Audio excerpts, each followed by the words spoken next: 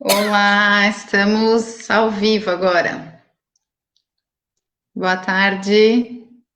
Oi, boa tarde. Oi, Oi, professora.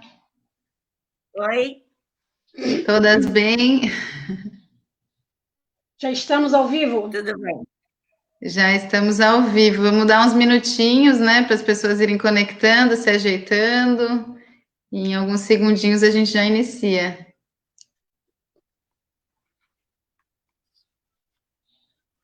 Temos um alô já do Sestaro. Boa tarde, Sestaro. Oba! Presidente presente. Uau, Presidente presente. Estamos muito felizes, Sestaro, todas nós. Ó, a gente já está subindo o número de pessoas visualizando. Ó, uma boa tarde aqui de Balneário, da Paula, professora de AE. Legal.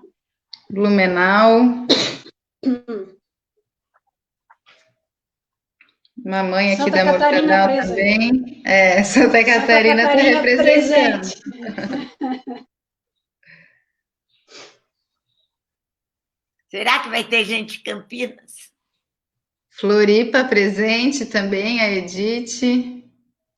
Opa! Vamos esperar alguém de Campinas, professora. Belém.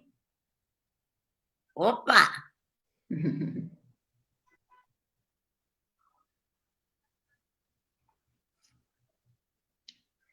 Vamos começar então, já passaram 3 minutinhos das 5. Eu sou Jéssica Cardoso, estou aqui representando a Federação Brasileira das Associações de Síndrome de Down e também a Associação Amor para Down. Tenho a honra de estar hoje aqui com a Isabela Gurgel, que é a nossa intérprete. Hoje a Isabela está vestindo uma blusa preta, ela tem cabelo curto, marrom, tem um fundo também marrom atrás dela e fará a interpretação para a gente, para a nossa roda de conversa. Temos também a professora Maria Tereza Mantoan, que dispensa muitas apresentações, mas hoje ela tem pele branca, tem cabelos castanhos, usa óculos, hoje tem um lenço azul no pescoço e no fundo dela tem uma sala com algumas flores e um quadro colorido atrás. A professora Maria Tereza é doutora em educação, professora dos cursos de pós-graduação em educação da Unicamp. Ela é coordenadora do Laboratório de Estudos e Pesquisas em Ensino e Diferença, que é o LEPED da Unicamp. Para quem não sabe, o LEPED é o laboratório pioneiro de inclusão no país. E também temos a professora Rosângela Machado, também aqui de Santa Catarina, como eu. A Rosângela tem cabelo preto, pele morena. Hoje ela está com uma blusa preta com uma gola cinza caindo sobre o colo e ao fundo dela tem uma parede branca com alguns livros ao lado. A professora Rosângela é doutora em educação pela Universidade Estadual de Campinas, é membro do Laboratório de Estudos e Pesquisa em Ensino e Diferença, também o LEPED, e professora da Rede Municipal de Ensino de Florianópolis. Só para eu me descrever também, eu hoje meu cabelo é longo, castanho claro, minha pele é branca, estou vestindo uma blusa branca e um cachecol verde. Atrás de mim tem um quadro também de pescadores. Para contar um pouquinho para vocês, a nossa live hoje ela foi organizada pelos comitês jurídico e de educação da Federação Brasileira e por isso traz o tema Educação Inclusiva, uma questão de justiça social e educacional. A nossa ideia não era fazer mais uma live expositiva ou conceitual, né, nesse momento que a gente está vivendo, não que ela não tenha importância, mas o objetivo hoje é que a gente possa responder a tantas dúvidas que nós estamos vivendo.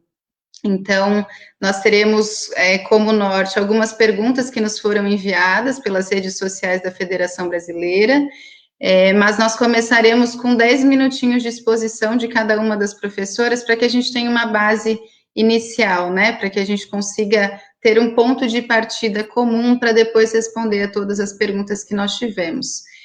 Nós tivemos que fazer uma seleção pelo número de perguntas e acredito que todas elas serão respondidas, né? Em algum momento durante esse bate-papo. E dentro do possível, a gente vai acolhendo e vai adorar receber também os comentários e a interação de vocês aqui no nosso chat. Então, eu inicialmente passo a palavra para a professora Rosângela, que ela vai falar sobre a justiça social, né? O que, afinal, é justiça social, Rosângela? Muito obrigada. Imagina, primeiramente, boa noite ou boa tarde ainda, né? Porque está no finalzinho da tarde, do dia. Eu primeiro gostaria de agradecer ao convite feito pela Federação Brasileira das Associações da Síndrome de Down. Cumprimento especialmente o seu presidente, né, que já está online, Antônio Carlos Sestaro, que é o nosso companheiro aí de lutas e de ideais. Cumprimento também a Ana Cláudia Mendes de Figueiredo, que nos ajudou na organização dessa live, membro também da federação, né? E as minhas colegas agora que estão participando dessa live, com muito carinho, a professora Maria Tereza Egler-Mantuan, né? Cumprimento a Jéssica, minha conterrânea, e cumprimento a Isabela. Então, nesses 10 minutos de exposição, eu fiquei com educação inclusiva, uma questão de justiça social, depois a professora vai abordar mais a questão da justiça educacional. Nós pensamos em falar sobre justiça social e justiça educacional porque pensamos que as maiores barreiras e as mais difíceis de serem removidas são as barreiras conceituais. Então, diante disso, dessas barreiras conceituais, é preciso estar viva a pergunta sobre o que nós entendemos por justiça social. Qual é o conceito de justiça social que orienta as nossas práticas sociais? E aí eu gostaria de destacar que filósofos políticos como Thomas Hobbes, John Locke, Jean-Jacques Rousseau, que foram filósofos dos séculos 17 e 18, eles teorizaram sobre como surgiu a sociedade civil e como que surgiu o Estado. E eles dizem que a sociedade civil e o Estado, eles surgiram a partir de um contrato social. E é por isso que esses filósofos desses séculos, né, e a teoria deles, obviamente, vocês vão perceber, a teoria deles está presente nos dias atuais, esses filósofos são denominados filósofos contratualistas, porque eles falam do contrato social. E eles dizem o seguinte, né, a sociedade, tanto civil como o Estado, é regido por um contrato social que efetiva-se por meio de um acordo entre as pessoas que são submetidas, essas pessoas são submetidas a um conjunto de regras de um regime político, né? Que teria por finalidade garantir os interesses de todos. Mas a gente sabe que esse interesse de todos, que a gente também pode entender como direito de todos, não é assim bem que acontece, né? Então, nós devemos aferir quem faz e para quem é feito os princípios políticos básicos. Quem está incluído no contrato social, né? Acho que também é importante ressaltar nessa exposição que um desses filósofos, o Locke, ele diz que antes mesmo de um contrato social, nós temos já direitos naturais intrínsecos, como, por exemplo, o direito à vida é um direito natural intrínseco.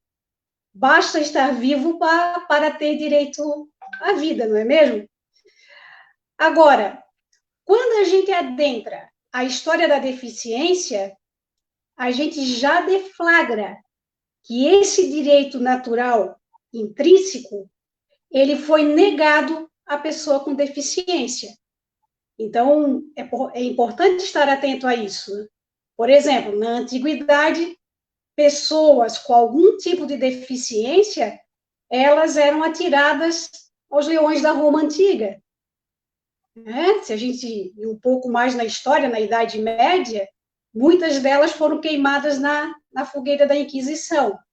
Ou seja, esse direito natural negado, uma exclusão que era dada pela eliminação física do outro, uma exclusão que era dada pela morte, certo? Então, voltando ao contrato social, né, que estabelece essas normas, esse contrato ele é feito por pessoas em situação de igualdade de capacidade física e mental, e igualdade de recursos, ou seja, de pessoas produtivas. Participa do contrato quem tem uma capacidade física, e quando a gente fala na capacidade física, é uma capacidade física idealizada, e uma capacidade mental também idealizada, né? E por isso mesmo, esse contrato, ele parte da ideia de vantagem mútua, ou seja, só participa do contrato as pessoas dotadas de razão, né, dotadas de capacidade física e produtivas. Então, essa é a tese contratualista, que, obviamente, nós temos a influência dela nos nossos dias atuais. Então, essa filosofia contratualista, ela fica presa ao reconhecimento somente de pessoas que atendem, vejam bem, a um padrão paradigmático da espécie humana. Eu gosto muito dessa expressão. Um contrato que reconhece, né, que atende só a um padrão paradigmático da espécie humana. E o que é esse padrão paradigmático da espécie humana? Algumas habilidades são exigidas, como, por exemplo, a racionalidade idealizada, uma identidade de referência, uma linguagem também de referência, como já havíamos falado, uma igualdade de capacidade física e mental, né? Essas habilidades, elas são exigidas para que essas pessoas tenham acesso aos bens comuns, como, por exemplo, a escola regular. Vamos entender aqui a escola regular como um bem comum. Numa filosofia contratualista, numa lei de contrato social, a partir desses contratualistas, só tem acesso ao bem comum como a escola particular quem tem essas habilidades.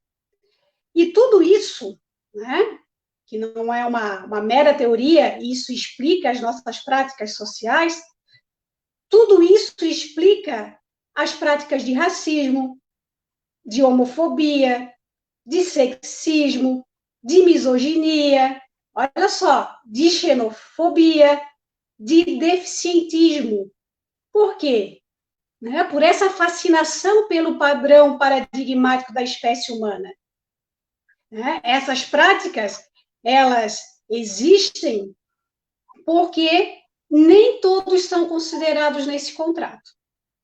Então, os grupos, eles foram sendo excluídos dos benefícios da justiça.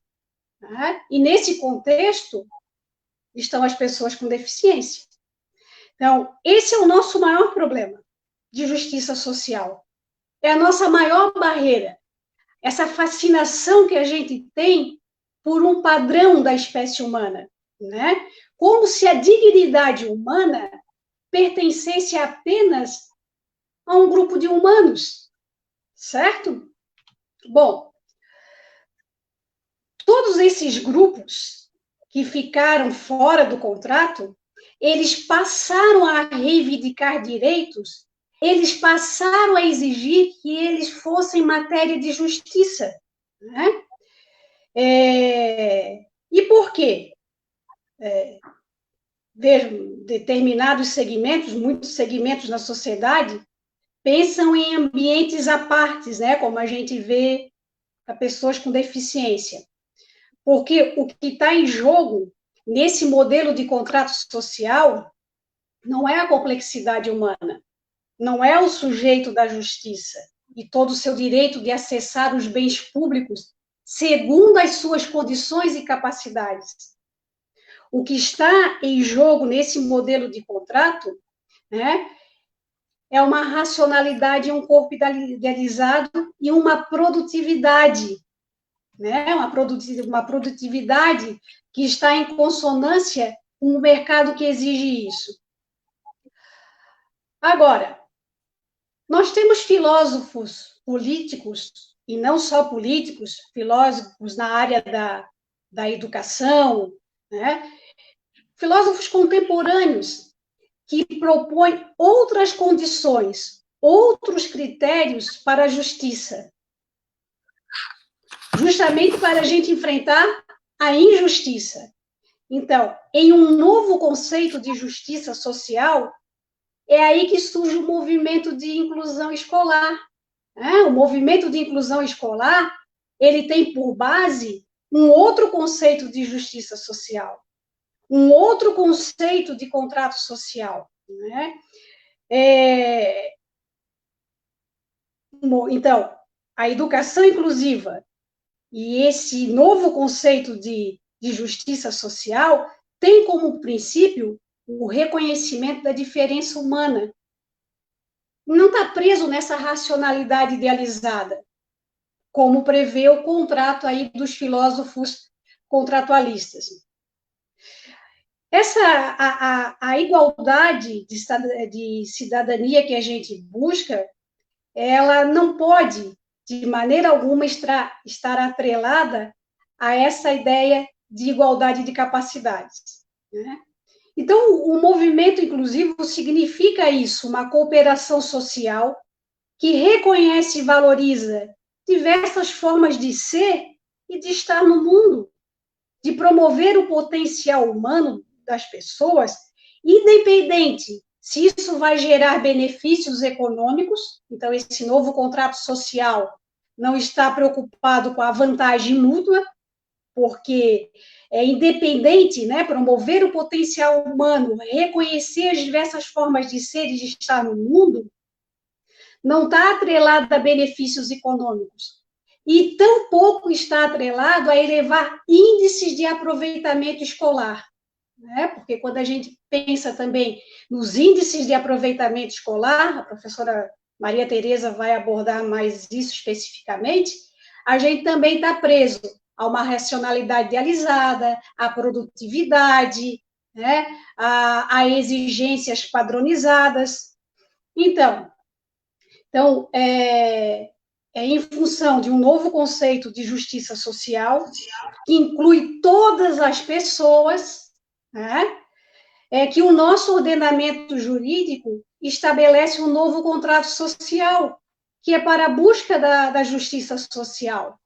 Por isso que nós temos a Convenção sobre os Direitos da Pessoa com Deficiência, a Lei Brasileira de Educação, a Lei Brasileira de Inclusão, o Plano Nacional de Educação, resoluções que estabelecem esse novo contrato, que reconhecem todas as pessoas como matéria de justiça, que dão o direito de acesso aos bens de justiça, né? E por que isso? Porque tem uma base filosófica por trás disso, né? Que é, todos habitam o mesmo mundo, só que existem diferentes formas de habitar o mundo, de ser e de estar no mundo.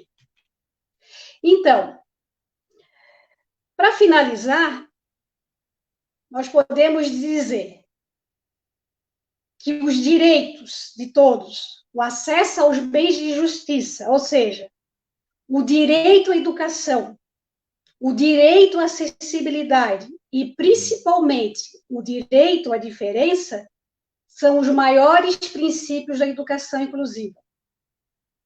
Pessoas com deficiência passam a ser matéria de justiça.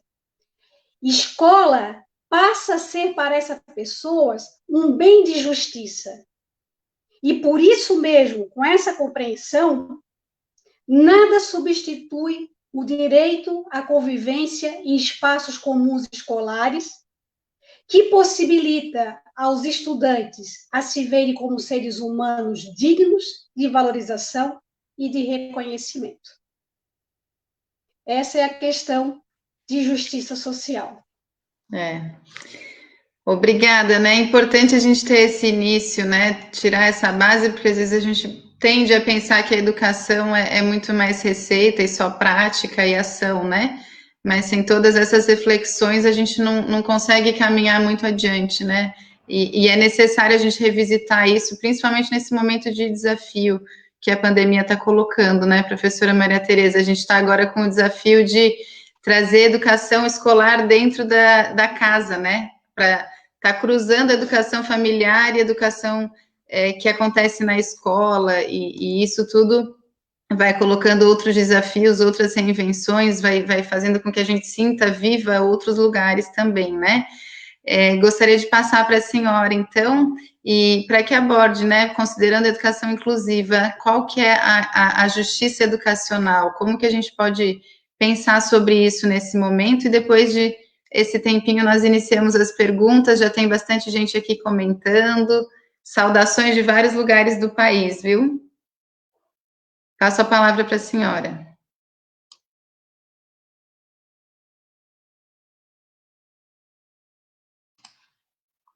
Só um pouquinho, professora, estava sem o microfone. Então, boa tarde a todos, a todas. É com muito prazer que eu estou participando desta live, ao lado da Rosângela, minha ex-orientanda, colega do LEPED, da Jéssica, da Isabela, e de todos vocês que estão nos escutando. Então, a questão da justiça educacional, ela é bem tardia também, não é? Porque século XVII, século XVIII, e só no final do século XX é que a gente começa a perceber, não é? E movimentos que querem recuperar, não é? Questões de justiça ligadas, não é? A esse bem, como disse a Rosângela, que é a educação de algumas pessoas, não é? Que tiveram esse bem negado por um contrato social que não abrangia a todos, indistintamente, a todos que fazem parte de uma sociedade. Então, é muito longo o caminho da humanidade, né? Na conquista, não é? De avanços civilizatórios. E a educação é um bem que sempre esteve, não é, à disposição daqueles que podiam sob todos os pontos de vista, não é? De pessoas que habitavam um mundo muito específico, que tinha um modo de viver, de pensar muito específico, não é? E que tinham direito a bens que outros não tinham. A educação inclusiva, então, ela chega bem tardiamente, não é? Para recuperar tudo isso. A possibilidade de todos fazerem parte de uma sociedade, fazerem parte, portanto, desse contrato que a rege, e de fazerem jus a todos os seus bens. Os bens educacionais, não é? Desde 88, pela nossa Constituição, a gente já tem, não é, distribuído a todos os brasileiros. Mas, embora a Constituição represente o desejo de todos os brasileiros, até chegar na escola, e até podemos dizer até este momento, não tem a compreensão da educação segundo a Constituição, ela é ainda muito, muito contaminada com essa ideia do paradigma, do padrão, do modelo de aluno que teria condições de funcioná-la, de frequentá-la, e, nesse sentido, é muito difícil ainda, não é, a gente penetrar no que a educação propõe com essa exclusão de alguns brasileiros, e é muito difícil também a gente querer mudar essa situação, tendo em vista que toda a educação brasileira, desde os primórdios, ou seja, do tempo dos jesuítas, ela se marcou por traços, né, de moralidade no sentido de regramentos, né, que tiveram sempre como horizonte a ideia de que a aprendizagem, a capacidade de aprender, capacidade intelectual, era uma condição necessária para que a escola pudesse realizar o seu trabalho. E chegar a essa ideia de que ninguém pode ficar de fora da escola, apesar de ser recebida por todos como, de fato, uma ideia que não tem sentido ser negada, no momento de colocar em ação essa escola, que é de todos, onde ninguém é excluído, a escola encontra não só obstáculos de ordem jurídica, mas também obstáculos de ordem social, os costumes em relação à escola ainda não evoluíram a ponto, não é, de considerarmos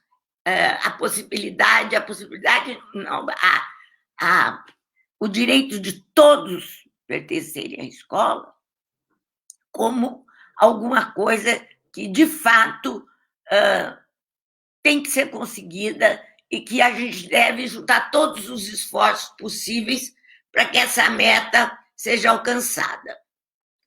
Nós temos ainda leis educacionais vigentes, que são leis e políticas também públicas educacionais vigentes, que não têm ainda uma visão inclusiva de educação como se pretende pela Constituição Federal. Pela Constituição Federal, todos têm direito a aprender e chegar ao máximo de suas capacidades, né? Em termos de ciência, de arte, de tecnologia, de pesquisa, segundo as suas capacidades. A escola ainda, ela, a partir das suas leis, das deliberações dos seus conselhos, enfim, de todo o arcabouço educacional, ela tem um aluno que tem uma capacidade definida para cada ano escolar, tem um aluno com uma capacidade definida para um diploma escolar. E, desde o início da educação especial, alguns alunos foi destinado uma escola específica, uma classe específica, para que esses alunos tivessem um lugar na escola, mas não o lugar que era deles, um lugar que eles estavam em função de uma capacidade que eles tinham, mas que não conseguia, não é? Chegar a ser a mesma dos demais colegas, porque não acompanhavam a escola, porque tinham dificuldades de aprendizagem de todos os níveis. E, apesar de nós termos hoje leis e a própria Constituição já ter assumido a Convenção Internacional, apesar da lei de inclusão, apesar de todos os documentos anteriores, da política de educação especial na concepção da educação inclusiva, apesar de tudo isso, nós temos ainda uma formação de professores que ainda não está suficientemente bem definida em termos de formar professores para uma escola para todos.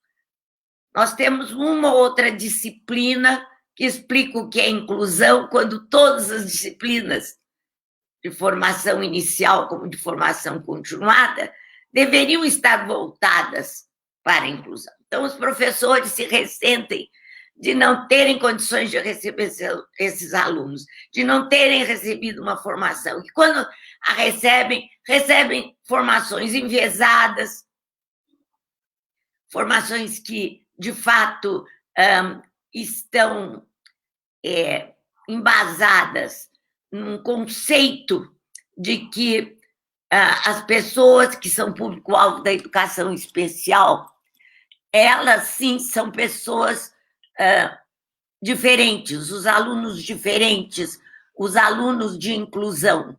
Quando a inclusão tem como questão de fundo a diferença de todos nós, uma diferença que não é extrínseca, não é externa, mas essa diferença interna que nos constitui, e mais do que isso, que vai se diferenciando ilimitadamente.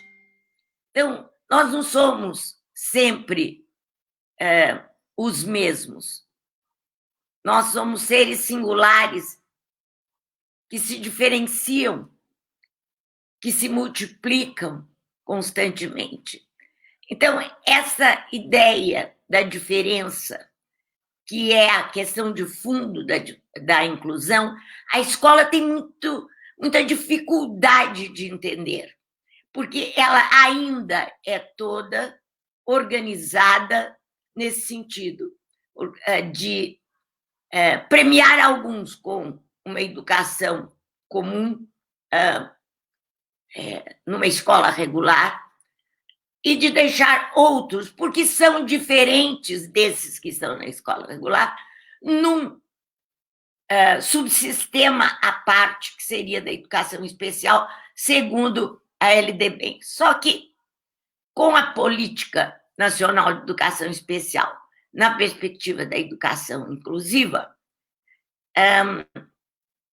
o ensino especial, ele mudou a sua natureza. Mudou a sua natureza não por acaso, para se ajustar a todos os avanços, né, que nós tivemos em relação ao entendimento do que é deficiência, que tem a ver com as interações das pessoas com deficiência, com as barreiras naturais do meio, com o modelo social de deficiência que desloca do sujeito com deficiência o problema e coloca, não é, nas deficiências do meio em termos atitudinais, linguísticos, físicos, né, o problema. Então, com tudo isso, num determinado momento, não é, a política nacional, a nossa política de educação especial na perspectiva da inclusão, reuniu meios que deram, e condições, principalmente, que deram a ela condições de ser uma política que muda a natureza da educação especial. Ela passa de uma natureza substitutiva, que substituía o ensino regular para pessoas que estavam no ensino especial, e substituía como?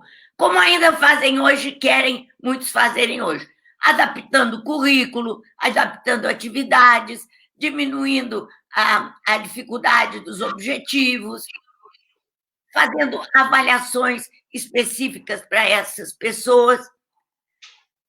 Então, era um sistema, melhor dizendo, um subsistema que caminhava paralelamente. Isso mudou com a política inclusiva.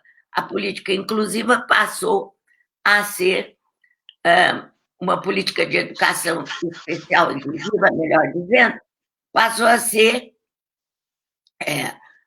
não mais um subsistema, mas uma modalidade educacional complementar, suplementar à formação dos alunos público-alvo da educação especial. E é transversal a todos os níveis e etapas de ensino, do básico ao superior e a outras modalidades, como educação indígena, educação quilombola. Professora, se me permite, posso trazer Eu estou no final. Tá. Eu faço questionamento depois. Então, é muito importante notar que tudo isso, que não é recente, porque nós já temos quase uma década, é recente em termos de mudança nos costumes, especialmente quando ainda nós não temos em relação à legislação brasileira e à formação dos professores essa visão de que a educação é um bem comum, que nós não podemos excluir ninguém da escola e que, para tanto, a escola precisa mudar. E mudar como? E é aqui eu termino. Mudar no modo como ensina, no modo como avalia, no modo como concebe a aprendizagem de todos os alunos. Eu acho que isso é suficiente para a gente conseguir responder as perguntas. Eu fico por aqui e fico à disposição da Jéssica. Exatamente, muito obrigada pelas duas. Eu acho que dá um alicerce importante assim de reflexões para muitos entendimentos das dúvidas, até que esse momento vem nos colocando, né? A Rosângela foi falando de toda essa trajetória, de uma certa forma, daquilo que conquistamos, né? E do que ainda devemos transpor, né? Todos esses padrões ainda nos colocados. Acho que a Isabela está por aí, Isabela. Congelou a imagem dela, mas se a gente tiver qualquer problema com relação à intérprete, a gente vai disponibilizar a live, vai ficar salva e a gente se compromete a transcrever depois também esse período que a Isabela acabou caindo, tá? Espero que ela restabeleça. Mas então, trazendo... Para mim? Isso, eu ia trazer a Isabela está de volta. Eu ia trazer com todos esses desafios, né? Com todas essas mudanças já necessárias para a educação brasileira como um todo, né? Repensando as escolas para todos.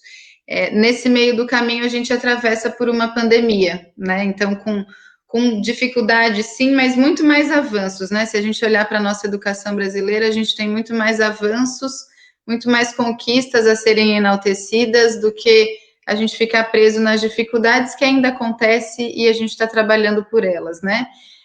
Mas nesse cruzamento aí da história, 2020, a gente recebe uma pandemia que não era esperada por ninguém, né? E com todas as incertezas e angústias para todos que vivem, né?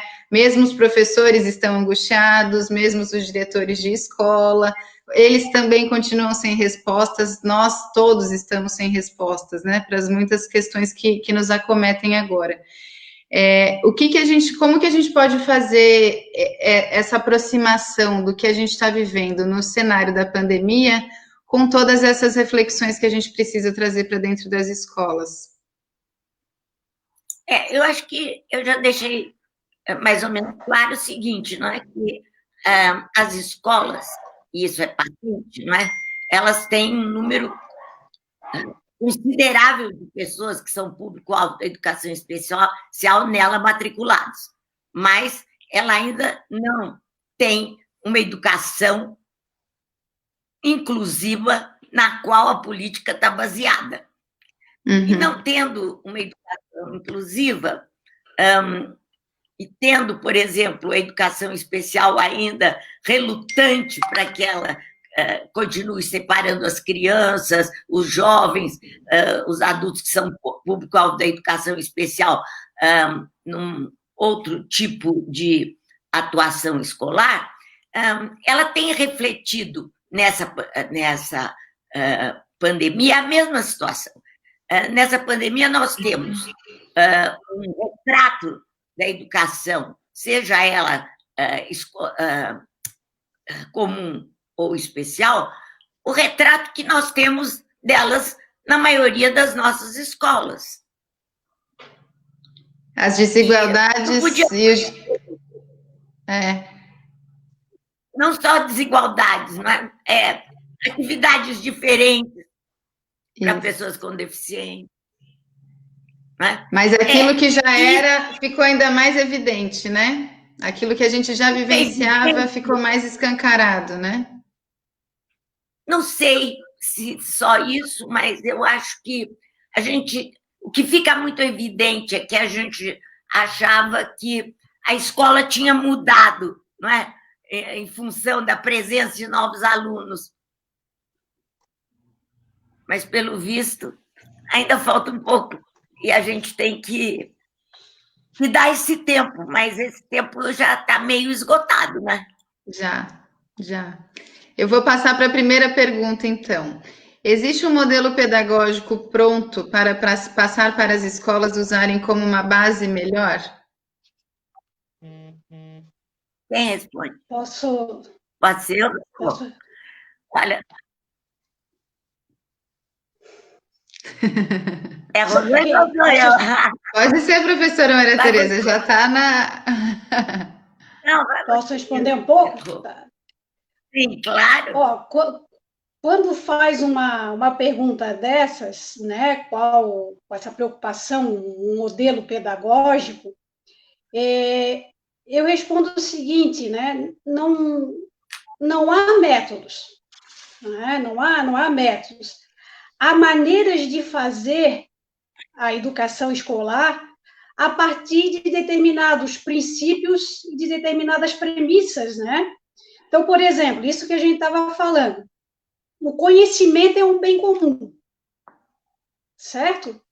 Então, até mesmo em tempos de pandemia, como falava a professora Maria Tereza, né? Apareceu a dificuldade, e agora os estudantes com deficiência? Nossa, o conhecimento que está sendo disponibilizado para todos os estudantes também é disponibilizado para os estudantes com deficiência. Não há diferença. Conhecimento é bem comum. Agora, apareceram outras questões, né? Como que a gente vai resolver problemas de acesso à plataforma, problemas de acesso em casa? Bom, isso aí a gente vai ter que fazer um estudo de cada caso e ver quais são as barreiras de acesso. E, para isso, a gente tem também os professores do atendimento educacional especializado que podem ajudar a buscar recursos e estratégias para remover essas barreiras de acesso ao conhecimento que é um bem comum de todos. O que não é válido, né, é adaptar tarefas, individualizar tarefas e fazer que o professor do atendimento educacional especializado seja o único professor do estudante que está em casa, né? Então, é justo que todos tenham acesso, essa é a justiça educacional, né? Que todos tenham acesso ao que está sendo apresentado para todos, né? A escola está aí para que a gente estude, pense, leia, sem essa preocupação com produtividade, né? Então, por isso que não existe um método, existe premissas, né? Por exemplo, a escola não deveria estar pautada em perguntas prontas, em tarefas prontas, esperando respostas idealizadas dos estudantes, né? O aprendizado não deveria estar atrelado àquilo que o professor seleciona, define, né? E o que ele deseja que o estudante retorne. é uma premissa. É problemático quando os estudantes têm que prestar conta do que aprendem. Né? Então, nesse sentido de princípios, é preciso considerar as inúmeras respostas a uma questão que o professor faz, a uma indagação que um colega de turma faz, né? Eu estou falando isso agora no sentido de responder que não existe esse modelo pedagógico, existem as maneiras de fazer, né? Não há um método. Então, porque se há um método específico, se há uma limitação do ensino, ou seja, quando o professor limita a uma única resposta, por exemplo, ou a uma única atividade dada para a turma toda, né, ele perde a oportunidade dos estudantes mostrarem suas possibilidades, suas curiosidades, as suas próprias indagações sobre o assunto, né, os seus interesses. Tudo isso amplia muito mais o conhecimento, o conteúdo, do que se fixar num modelo único, numa atividade única, né? Então, a escola está aí, né? A educação escolar, ela está aí para disponibilizar conhecimento, para apresentar o mundo de diversas formas, né? E para que os estudantes sejam contemplados nas suas curiosidades, interrogações sobre esse mundo. Então, são maneiras de fazer.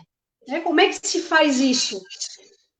Com certeza não é sobrecarregando os estudantes de tarefas únicas e esperando respostas únicas. Um pouco da reflexão, professora Maria Tereza. Se a senhora quiser continuar um pouco. Não, eu acho que você disse muita coisa, e eu queria dizer o seguinte, que um dos nossos maiores problemas na escola é isso que você citou aí, o ensino transmissivo e reprodutor. O professor transmite, o aluno reproduz. E esse é um problema muito difícil da gente combater numa escola que hoje nós temos, em que existem avaliações em larga escala, externas à escola, em que é cobrado dos professores e dos alunos conhecimentos que vão trazer, por exemplo, benefícios para a escola, IDEB mais alto e coisas do gênero. Então, a questão, eu incluiria em tudo isso que você disse, o problema das avaliações, sejam as avaliações internas como externas, que estão sempre medindo um conhecimento que é esperado, e não o conhecimento que os alunos vão ampliando, que eles já têm, de uma forma experimental, tateante do mundo, e que eles vão ampliando a partir do que a escola traz com os seus conteúdos. Então, quando a gente começa a avaliar a partir de um modelo fixo, de que o aluno tem que saber para poder ser promovido, para poder ter boas notas, para a escola ser promovida e ter boas notas, não pode ser alguma resposta ou várias respostas comparadas às respostas de um colega. A avaliação teria que ser um processo individual, onde o aluno comparasse o seu desenvolvimento anterior com o atual e o professor o ajudasse nessa tarefa.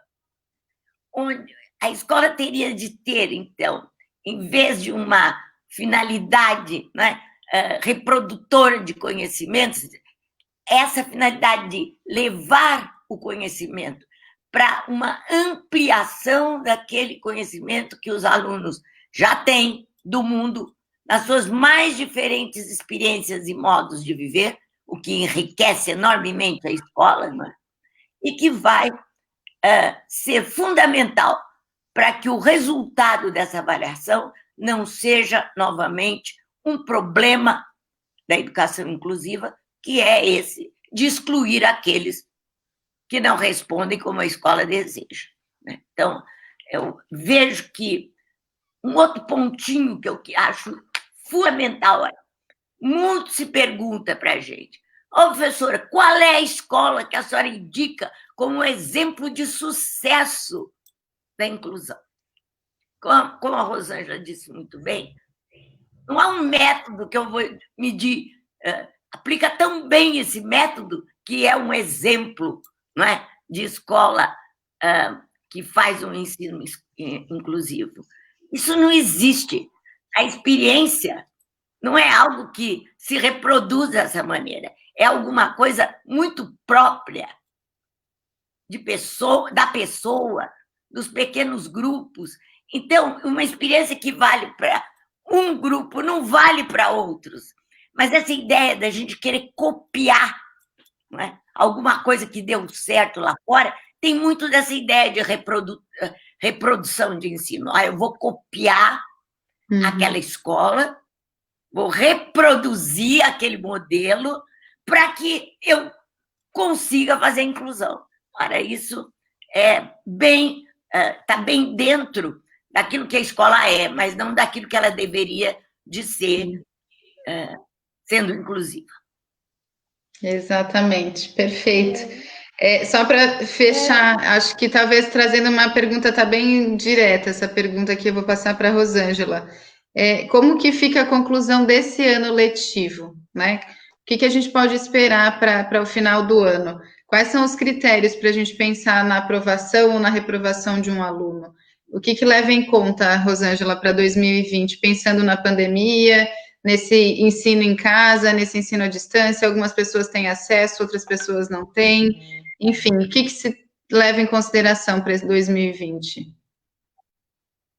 Olha, a primeira coisa que me vem à cabeça é que nós estamos distanciados, mas juntos ao mesmo tempo, porque estamos vivendo a mesma situação de pandemia, certo?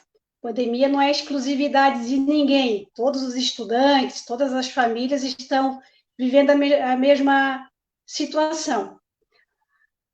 Às vezes eu tenho a sensação que a gente continua pensando do mesmo modo, né, na produtividade, no cronograma a ser cumprido, e não tiramos proveito ou não paramos para pensar de outro modo.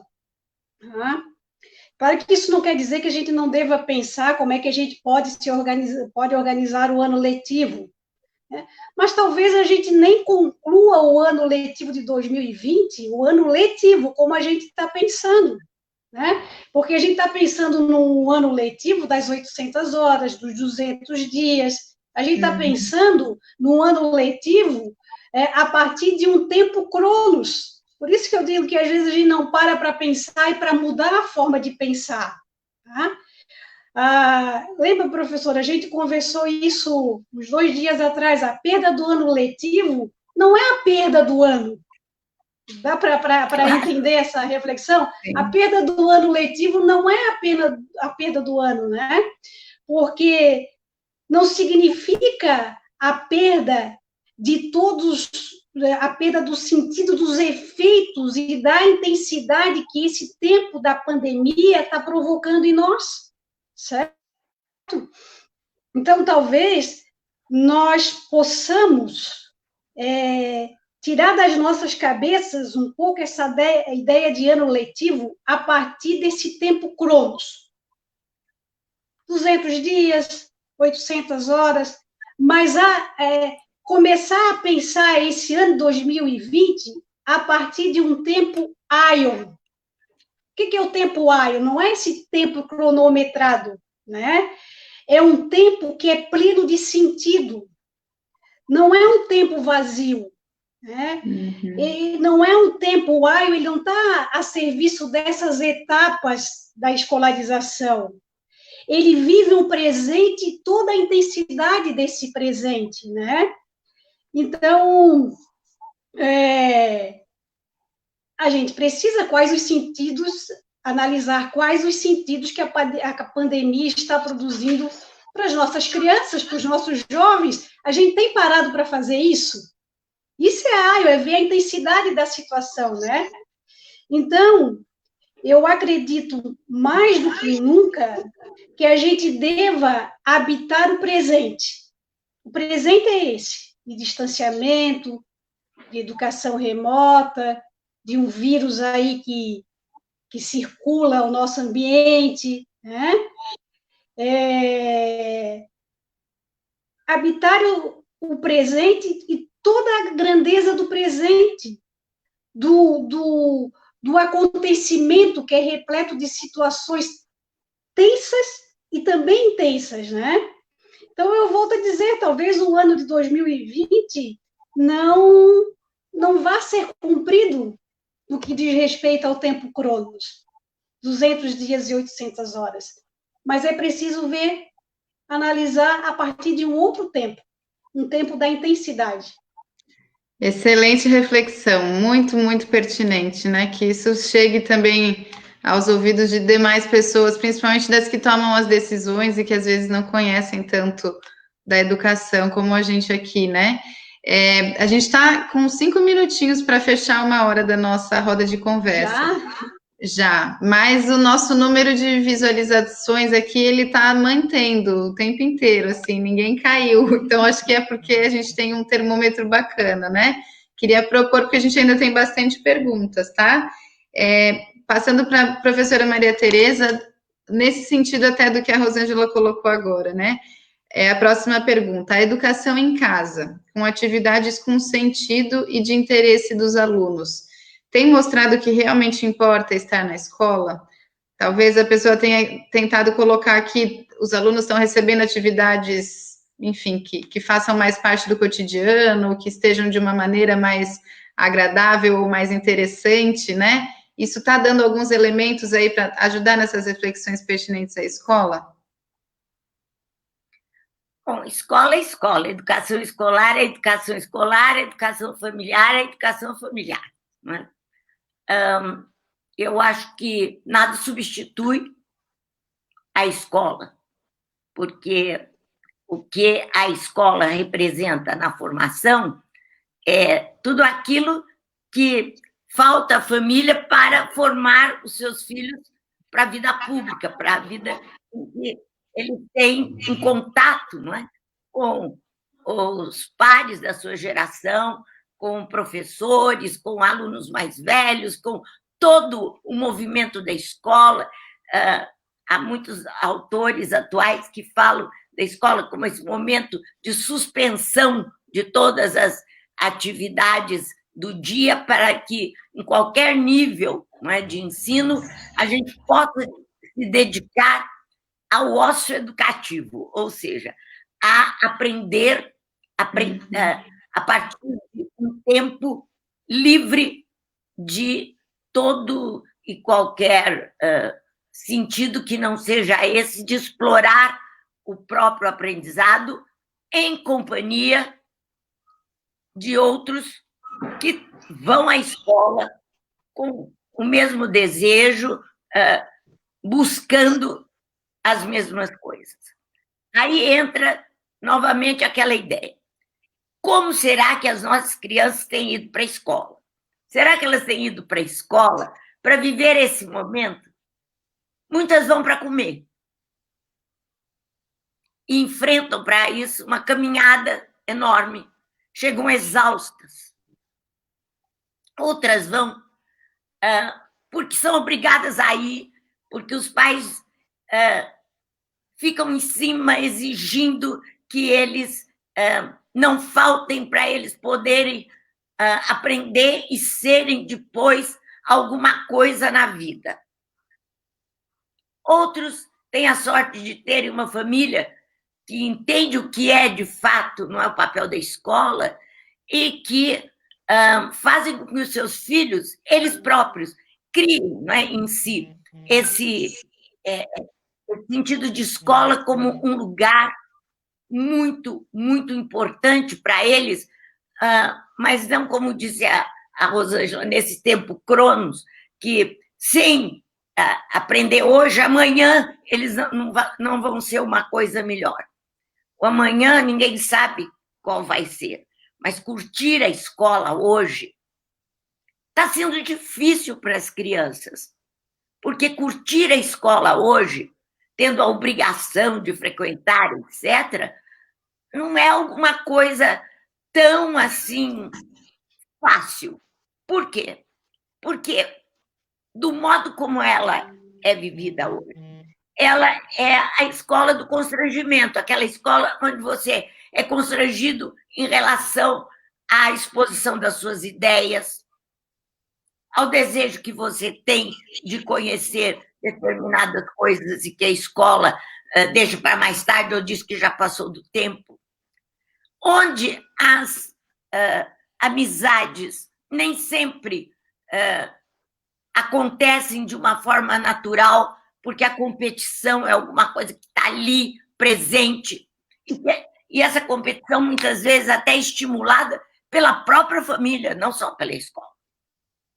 Então, todas essas agravantes à frequência da escola como alguma coisa natural, e outra, alguma coisa que faz bem, alguma coisa que eu vou, porque lá dentro estão meus colegas, a minha professora que me ouve, que me escuta, o material que eu tenho para poder estudar, e material, não material escolar, a oportunidade que eu tenho lá para poder me expor, estudar coisas que eu desejo, etc., são negadas, mas não só para a criança.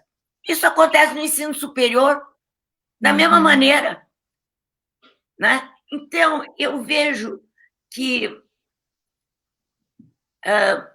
ir à escola, ter na escola esse lugar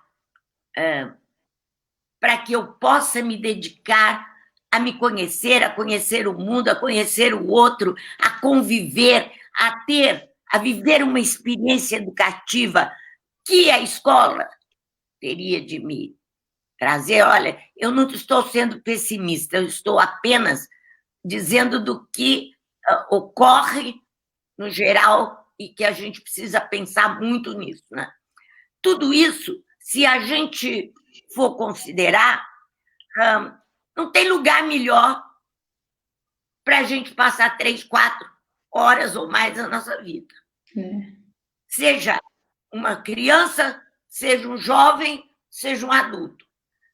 Agora, em casa, é alguma coisa que não cabe bem ensinar o que é da escola. Por quê? Porque o que é da escola tem que ser debatido, a escola tem que ser um encontro de opiniões as mais diversas, daí a importância dela não ser uma escola reprodutora da melhor opinião, da mais sistematizada, da verdade, acima de tudo, que verdade é essa.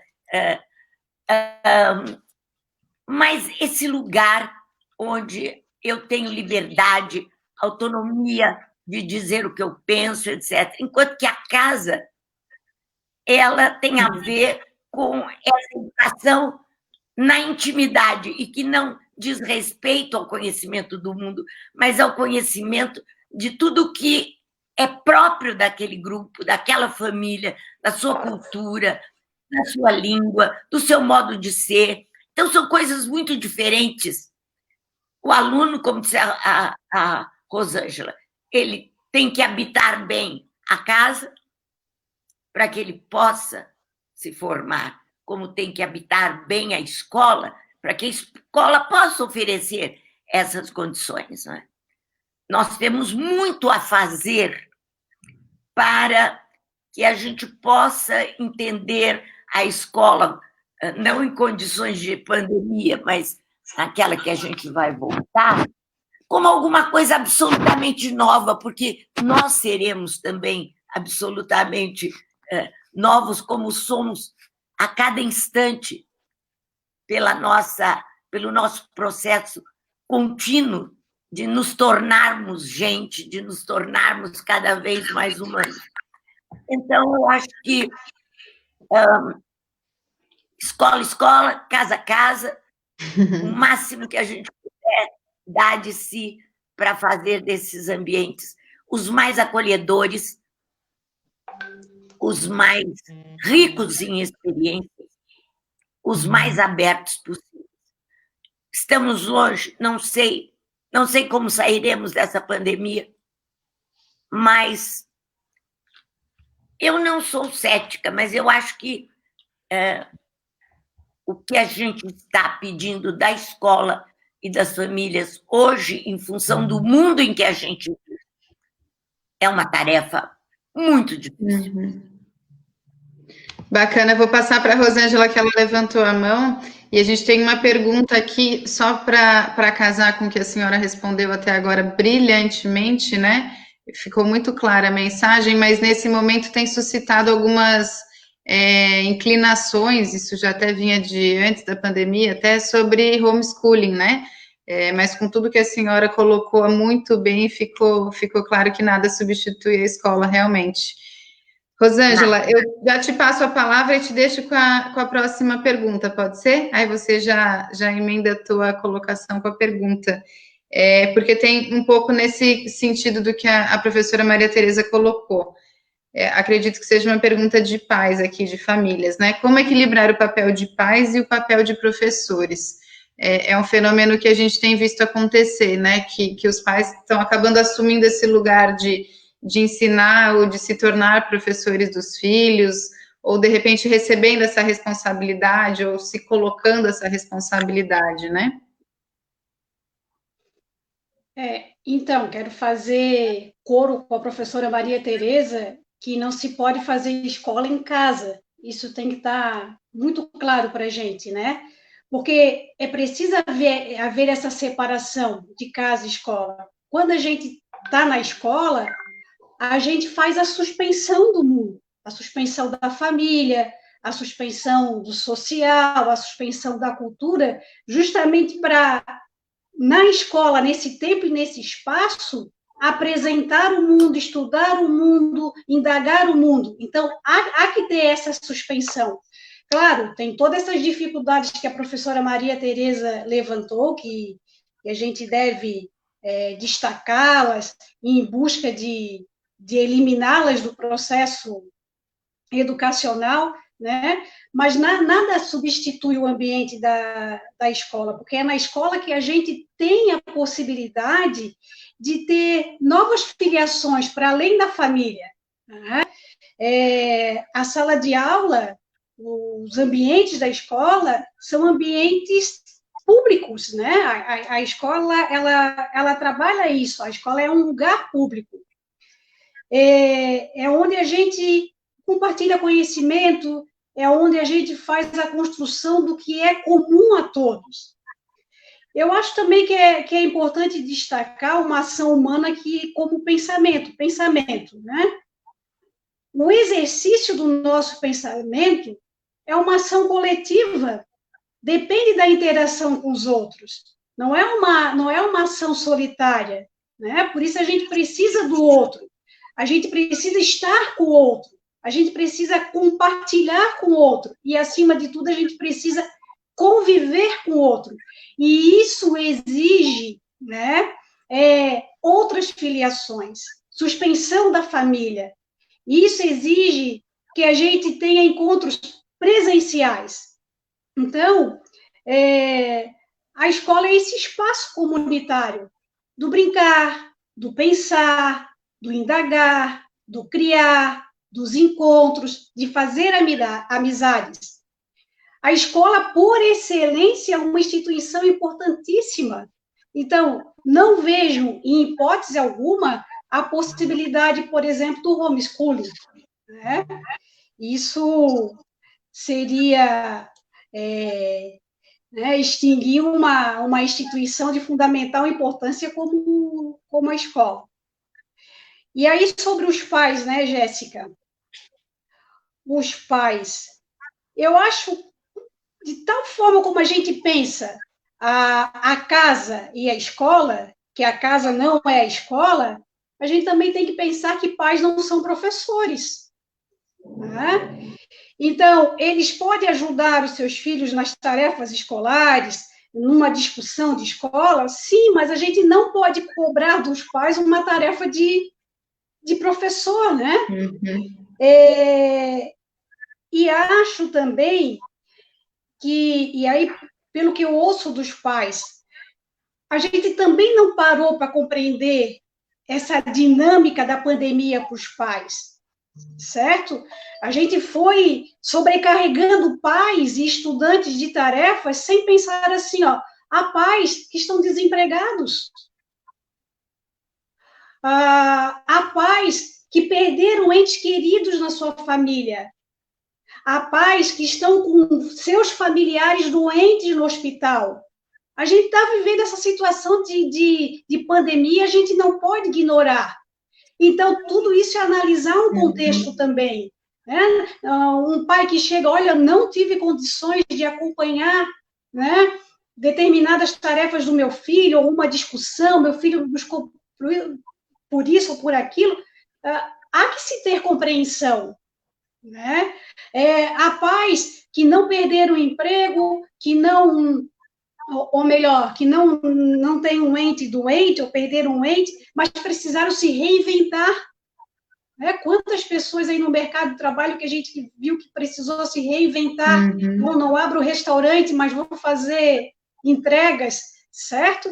Então, tudo isso é muito dinâmico para a gente. O que eu posso dizer é que, tal qual o espaço, escola e casa, pais, professores, há que fazer o discernimento também. Pais não são professores. Né? Nós temos várias perguntas aqui ainda, gente. Está sendo ótimo. Nem professor. Não entendi. Deu para entender? Nem professores são. Nem os professores são? Tias, tios. Tias, claro. Claro. Isso. Bom. Com certeza. Nós temos várias perguntas, tem perguntas e comentários no chat acontecendo também. Tem um contraponto interessante aqui. Deixa eu só achar, porque só para a gente problematizar um pouquinho mais, tá? É da Priscila Becker. Ela colocou que ela não vê os pais como professores dos filhos. Na verdade, os pais estão fazendo o que sempre deveriam ter feito. Sentar com os filhos, acompanhar as tarefas, saber o que estão aprendendo, pesquisar juntos. Isso é papel dos pais que visam o progresso dos filhos, né? É claro que a gente fala de uma multiplicidade de realidades e de reações, mas é interessante porque também sempre tem aquele pensamento, muitas vezes, que a família delega somente à escola e os pais não fazem a parte deles, assim como a gente tem pais que extrapolam e tentam assumir esse lugar de escola, né? Mas obrigada pelo comentário também, Priscila. O Rafael, ele colocou uma pergunta aqui um pouco antes, que o sistema educacional precisa melhorar em nível de qualidade de ensino e de inclusão, as duas coisas ao mesmo tempo. E aí pergunta como isso pode ser feito, né? Só um probleminha técnico aqui que nós tivemos com a queda da Isabela, nossa intérprete, mas nos comprometemos depois a repassar isso, tá? A gente vai solucionar. É só alguém deixar o comentário aqui, que porventura possa ter se prejudicado com a saída da Isabela, que a gente resolve depois. E a live vai ficar salva também. Então, como melhorar o nível de qualidade de ensino e de inclusão ao mesmo tempo? E já deixo também uma pergunta da Ana Cláudia, que está bem ao encontro de uma outra pergunta que nós temos também. Como superar a exclusão que ficou ainda mais evidente com os alunos em casa? Então, digamos que os alunos estejam dentro de casa, escondidos ou apartados, né? Não estão ali na escola ao mesmo tempo, na escola viva. Como superar essa exclusão e como, então, contribuir para essa melhora em nível de qualidade de ensino e de inclusão? Professora Rosângela, pode ser? Olha, eu vou mais na linha aqui da Ana Cláudia. Se isso acontece agora, essa exclusão, é porque já acontecia antes, certo? A coisa já não estava resolvida antes. Então, a gente vai fazer como a gente faz em tempos antes da pandemia, né? Quando a gente estava na escola presencial. O que a gente faz quando a gente vê ações de exclusão, que sente que que o seu filho não pertence ao grupo, né? Tá mais, como a gente diz, está mais cabendo do que pertencendo, nós vamos tomar as mesmas atitudes. Conversar com a escola, conversar com os professores, conversar com o professor do AEE, né? Onde que está sendo essa questão da exclusão? É novamente a gente entrar em ação como a gente entrava na escola presencial. Eu não vejo diferença, né? Se acontece na educação remota, se acontece em tempos de pandemia, é só um reflexo do que acontecia antes. Exato. Como foi mesmo a primeira pergunta? Ele colocou: o sistema educacional precisa melhorar em nível de qualidade de ensino e inclusão. As duas coisas ao mesmo tempo. Como? Ensino, qualidade e inclusão. Mas se o ensino mudar em termos de qualidade, e qualidade aí não é número de alunos que tira notas altas em avaliações de larga escala, que reproduzem o que o professor ensina, que dão as respostas certas nas provas, etc., né? Se o ensino passar a ter um outro sentido, ou seja, um ensino que parte daquilo que as crianças têm interesse de aprender e que reconhece o que as crianças aprenderam a partir dessas oportunidades, dentro daquilo que para elas tem sentido um conhecimento, você tem naturalmente uma escola que inclui todas, e não que só considera como estudante aquele que repete, aquele que o professor ensinou, mesmo sem ter entendido as coisas, que perde o interesse de buscar por seus próprios meios uma resposta que ele precisa dar, que tem capacidade de decidir que atividade ele quer fazer sobre aquele conteúdo que está sendo apresentado. Quer dizer, quando se tiver dentro da escola a possibilidade de estudar a partir das nossas capacidades, interesses, como a professora Rosângela já disse, curiosidades, indagações, né? Reconhecimento daquilo que está faltando para a gente. E todas as crianças têm, se elas são crianças que vivem no mundo, que não são crianças que ficam dentro de um quarto e vão para outro quarto, que seria uma escola fechada, né? Se tudo isso é levado em conta, a escola não vai excluir. Quer dizer, a escola inclusiva não é uma escola que tem toda uma programação específica. Não, ela tem como projeto alguma coisa que nasce, surge da própria escola, das próprias aulas, das próprias crianças com seus professores. O currículo pode ser qualquer base nacional, pode ser o que for. Sobre o conteúdo dos currículos, as crianças sabem muita coisa. E partir daquilo que elas já sabem, têm interesse de aprender, e dar a elas liberdade de dizer o que elas entenderam, o que elas foram além daquilo que elas sabiam e o que elas ainda não conseguiram, isso mostra qualidade de escola, e não criança e adulto que repete o que decorou. Por exemplo, no ensino superior acontece a mesma coisa. Você põe um aluno para estudar um determinado autor, em vez de você querer saber o que ele já achava dessas ideias, ou o que ele achou no conjunto de ideias que ele já tinha antes, e, mais do que isso, produzir alguma outra ideia a respeito de tudo que ele leu e se expressar, não apenas através de um resumo do autor, mas a partir daquilo que ele entendeu do texto, você tem um outro tipo de ensino, uma qualidade que vai dar a essa pessoa não essa de conhecer o autor, mas de conhecer o autor em vista das suas pretensões educacionais, entende? Sim. Se mudar uma, muda a outra. Vem a outra, melhor dizendo. Nós temos algumas perguntas bem práticas desse momento aqui no chat que apareceu. Qual é o sentido das aulas à distância nesse momento? Então, né? Acho que a partir das reflexões anteriores, ali alguns minutinhos atrás, elas questionam então a Grazi Rios qual o sentido das aulas à distância nesse momento.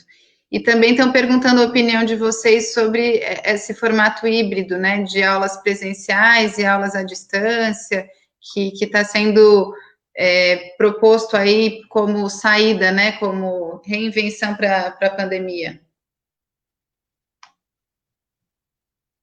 Tudo depende, a meu ver, de como essas atividades são propostas, né? Agora, eu acho que os pais,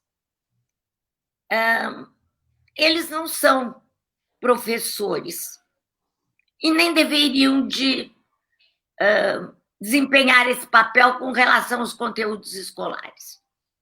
Uma coisa é o pai ser questionado pelo filho numa tarefa de casa, ou dar uma olhada no que ele está fazendo. Outra coisa é fazer as vezes de professor.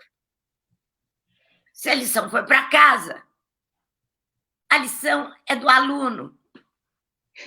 E é isso que é difícil de ser captado inicialmente, né?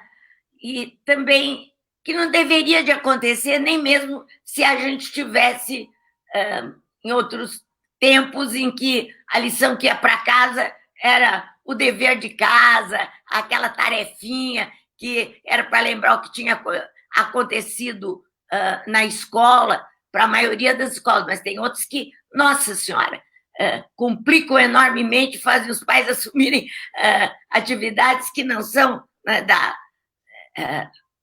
parte deles. Então, eu vejo o seguinte, que seja atividade híbrida, depende muito do teor da atividade, da idade das crianças, das respostas das crianças a essas atividades, da atitude dos pais. Eu acho que faltou muito à escola reunir os pais, conversar a respeito de como, muitas vezes, o pai ele fica desesperado, querendo cobrar, querendo fazer a coisa, porque o aluno não pode perder tempo, o filho dele não pode se atrasar. E um encontro com outros pais, como nós estamos nos encontrando aqui numa live que pode reunir montes de pais de uma sala, seria muito mais interessante ele receber do professor orientações de como atuar, não nesse sentido de fazer o papel dele, professor, mas de estar junto com a criança quando for possível, de perguntar para ela como é que ela estava se sentindo fazendo aquela atividade em casa, se ela achava melhor estudar na escola, e discutir isto nesses encontros. Isso foi absolutamente abandonado. Foi aquela história, toma que o aluno é teu. E o professor, é claro, que ficou muito preocupado com isso, o pai, aliás, e com toda a certeza. Mas não é bem isso que tem a ver com o ensino remoto, né? Ensino remoto, para certas idades, eu acho um tanto quanto complicado. Para outras, eu acho perfeitamente possíveis, embora nada tire da escola o seu meio privilegiado, né, para se aprender.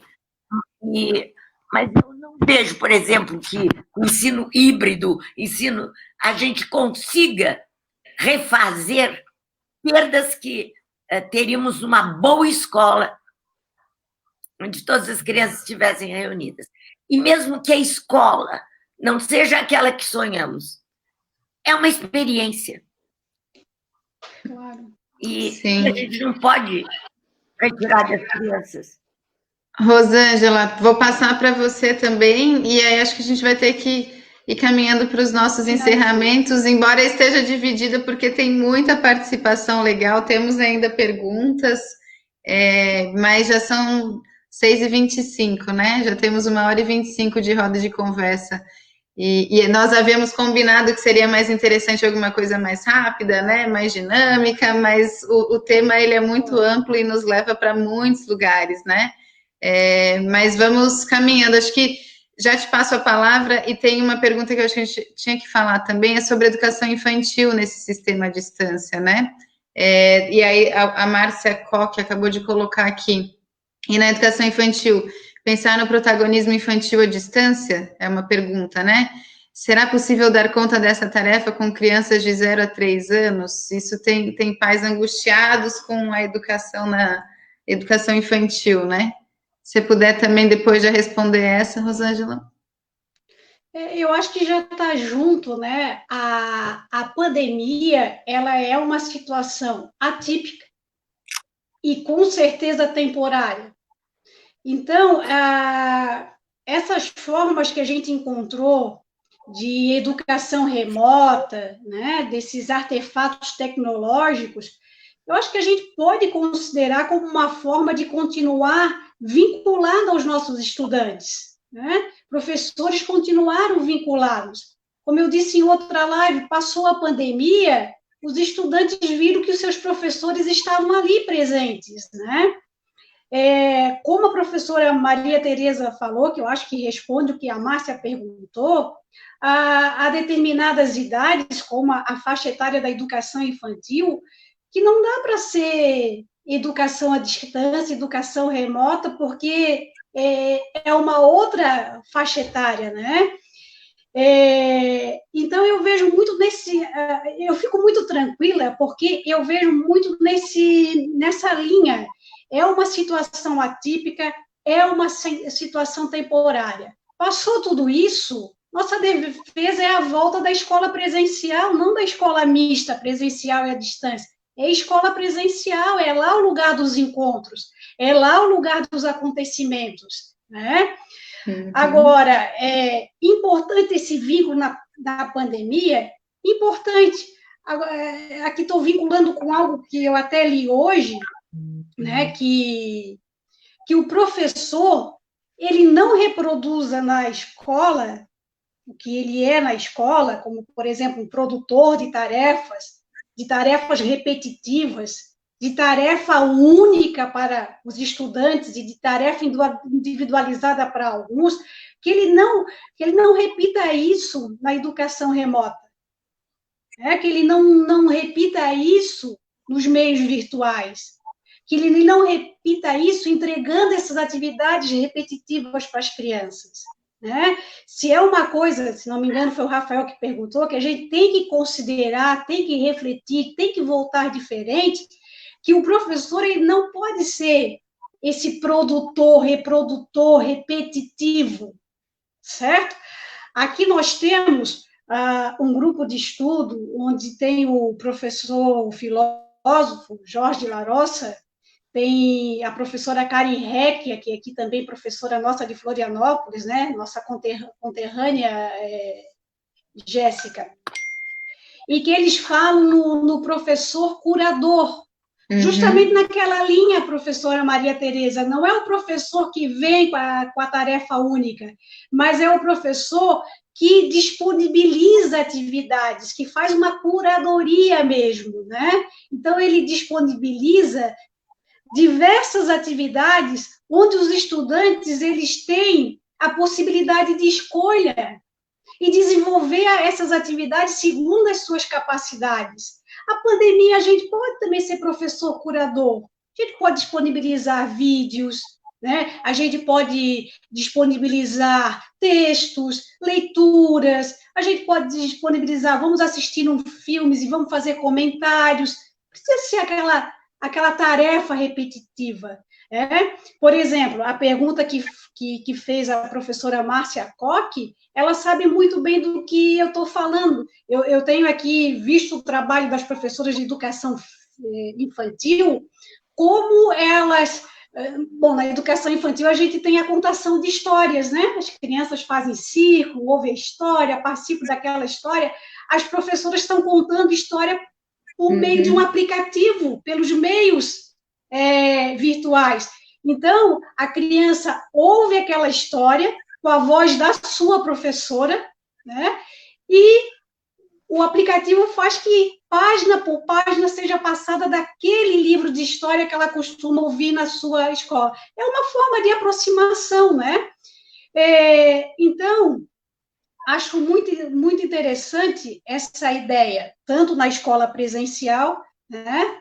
Principalmente na escola presencial, e agora, nessa situação temporária, na educação remota, o professor ser um curador, né? Disponibilizar essas atividades, possibilitar escolhas. Aí a gente sai dessa linha da repetição e da sobrecarga, né?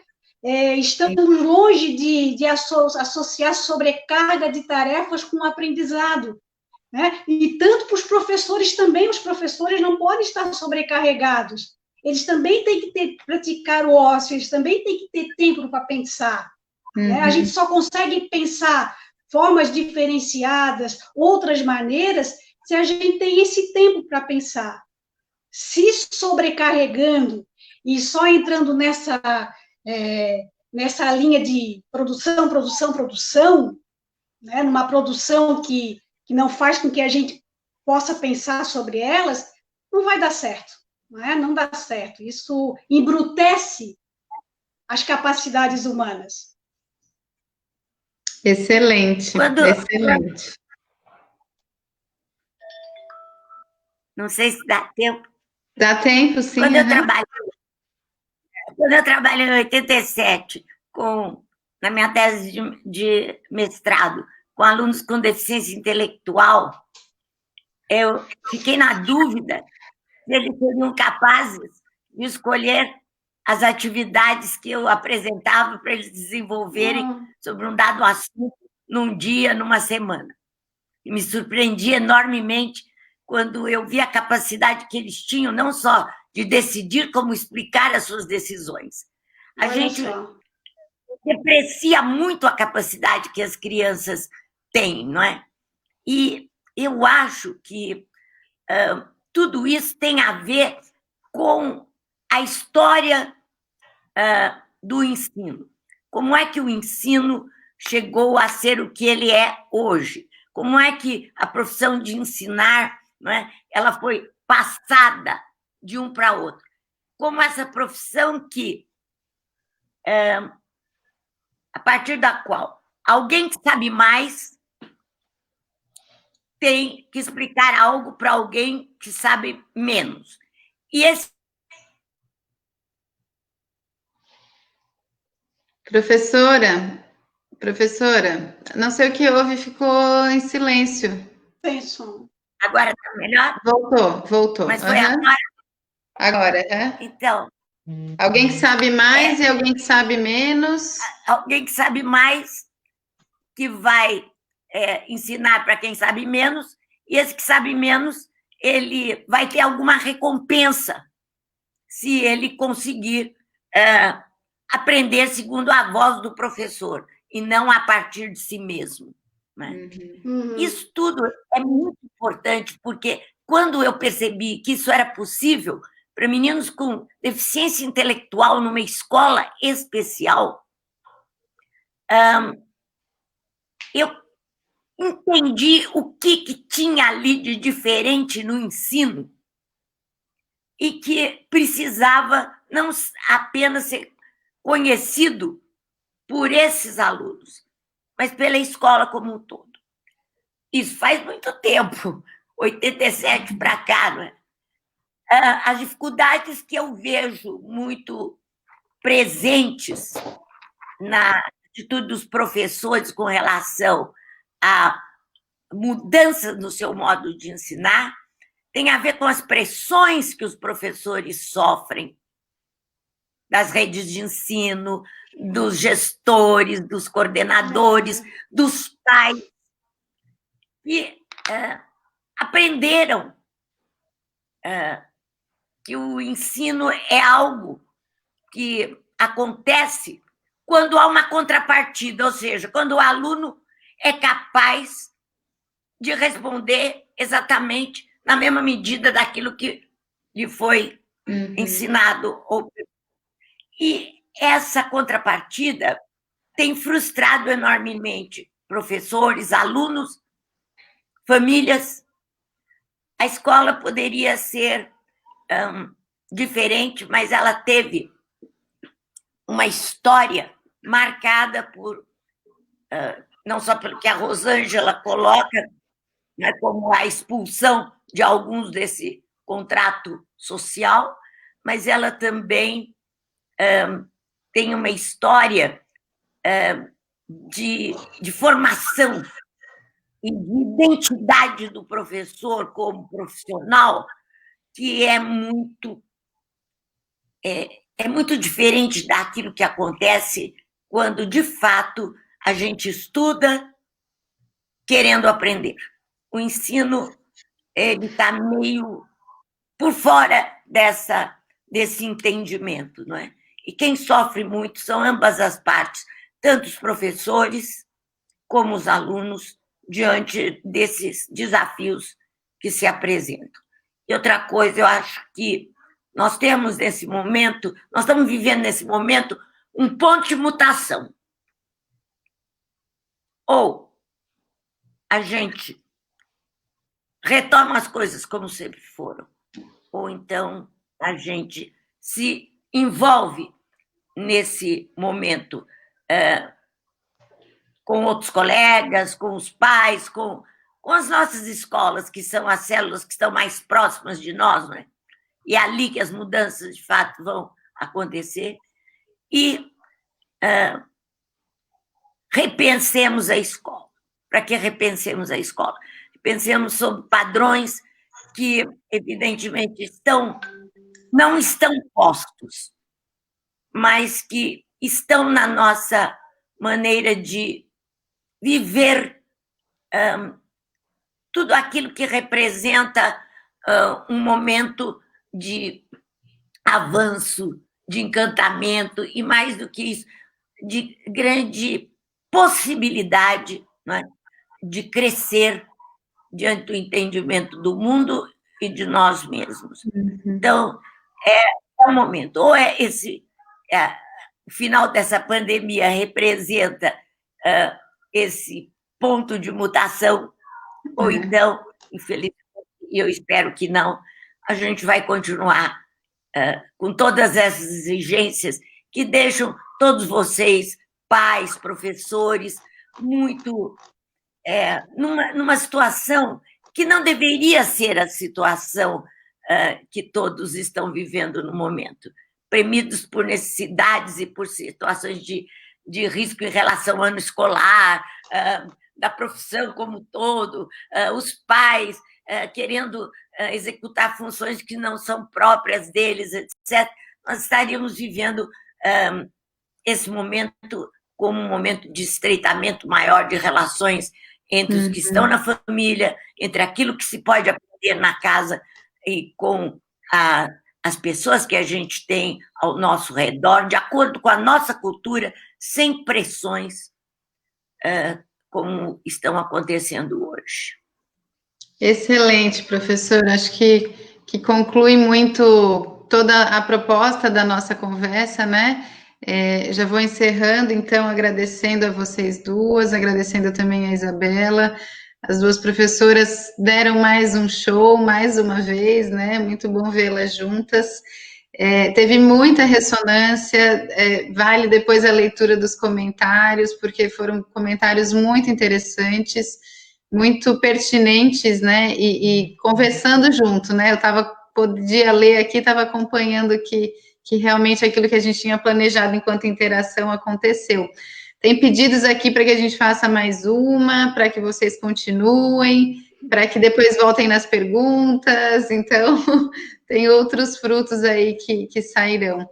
Eu agradeço muito, espero realmente que a mensagem reverta esse quadro de angústia, né, e de pressão. Acho que essa palavra pressão realmente ela é muito forte, está muito presente, mas para oportunidade, né, para que a pandemia oportunize reflexões, oportunize novas formas de fazer também e de pensar esse processo, né, de escola, de educação, de relação. Então é isso. Posso passar para vocês encerrarem, então, se despedirem? Rosângela? Pode ser. Então, a gente está à disposição, né, professora, para próximas lives. Foi muito bom estar aqui na presença de vocês. Jéssica, mais uma vez, minha conterrânea, fico muito orgulhosa de uma conterrânea e conheço a Jéssica, o trabalho que ela realiza. Fico muito feliz por ela ter conduzido essa live. Professora, ter participado com a senhora sabe que é um grande prazer e uma alegria. E estamos juntos, estamos entrelaçados. Né? E também esse ponto de mutação, professora, depende de cada um de nós, né? Então, se cada um de nós estivermos dispostos para a mudança, para repensar, para ter esse tempo de repensar sobre as coisas, viver um tempo de intensidade e não de cronologia, eu acho que a gente vai ter uma grande possibilidade, sim, de mudança. E torço por isso, obviamente. Sim. Eu quero também dizer que eu gostei demais de participar. Eu sou fã incondicional dos pais. Eu acho que nós temos inclusão do público-alvo da educação especial no Brasil por causa dos pais. É trabalho deles, porque quem põe o filho na escola são os pais. E eu tiro o chapéu para esses pais valorosos que acreditam nos seus filhos. Então, participar de uma live que é promovida por pais, para mim, me traz muita alegria, assim como está com vocês, com a Rosângela, com você, Jéssica, que eu conheci recentemente, e também com Isabela e todos os demais. Quero cumprimentar a todos que fazem parte da federação, porque reúne pais que, desde o início da nossa caminhada, estiveram juntos comigo, com outros que tiveram muito que fazer naquele instante, que precisavam de muita força, daqueles que acreditavam na nossa palavra, para chegarmos onde estamos hoje. Vocês são, de fato, uma peça importantíssima nesse movimento de transformação da escola. E podem continuar sendo, depois de ter passado esse tempo difícil, e como estão sendo nesse momento da própria pandemia. E agradeço também a todos aqueles que, em casa, com todas as dificuldades, né, têm acolhido seus filhos, com o que é necessário para que toda a educação aconteça, né? Com respeito pelo que são, com respeito por suas capacidades, com muito amor e carinho por tudo aquilo que eles fazem e conseguem fazer, porque é isso, de fato, que faz a diferença e que vocês têm que mostrar para a escola que vocês querem que ela faça daqui para frente. Tchau para todos, muito obrigada, e também estou à disposição, viu? Agradecemos a Federação Brasileira das Associações de Síndrome de Down, os comitês jurídico e de educação agradecem o convite, agradecem o carinho, agradecem a preparação, todo o tempo que vocês disponibilizaram para a gente. Só para encerrar mesmo, ficam aqui, além de muitos elogios para vocês, né, tem muita gente falando da sensação de alívio, da sensação de emoção, o quanto foi importante ter escutado o que vocês colocaram hoje, né? Então, sem dúvida, acho que foi muito pertinente. O dia, o tema, o formato, fico muito feliz. Agradeço também, Isabela. Boa noite a todos os participantes. Se por acaso alguém ficou prejudicado naqueles momentos em que a intérprete acabou caindo na conexão, nos avisem, né, que a gente vai garantir que todas as informações cheguem a vocês. Uma boa noite e até!